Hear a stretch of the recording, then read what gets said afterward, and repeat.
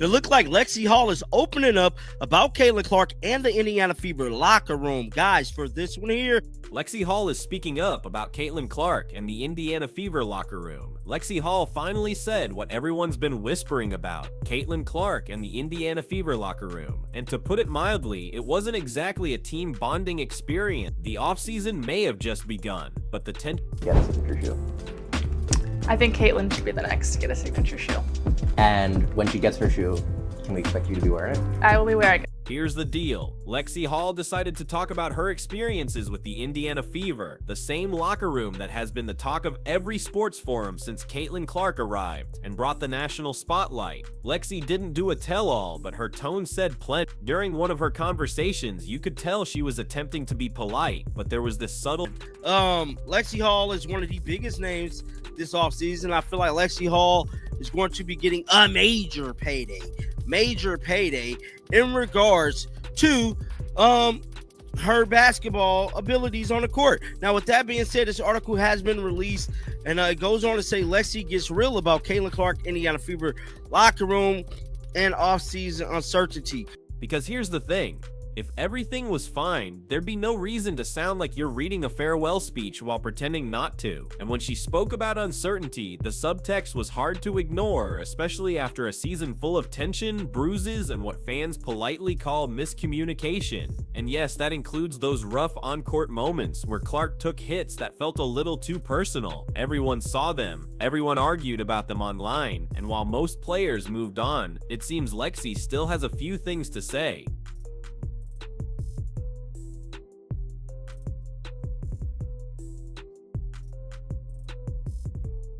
Options out there.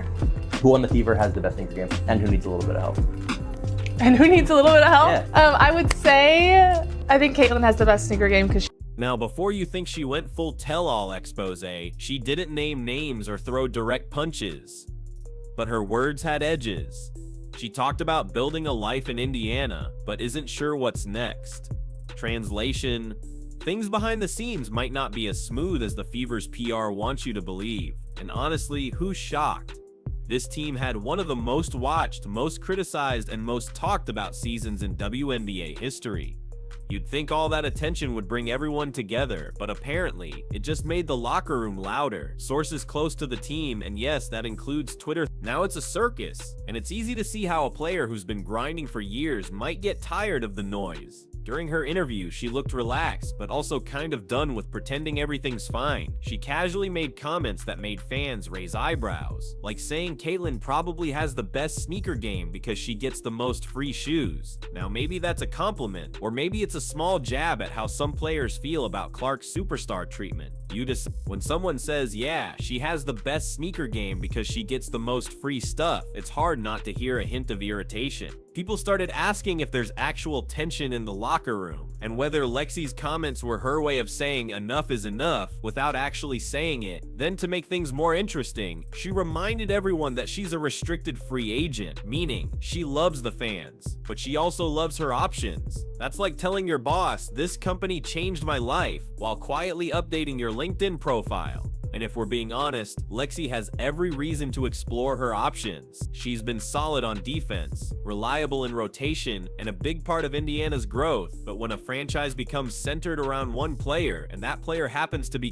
And Lexie, being one of the quieter personalities, probably just watched it all play out in silence until now.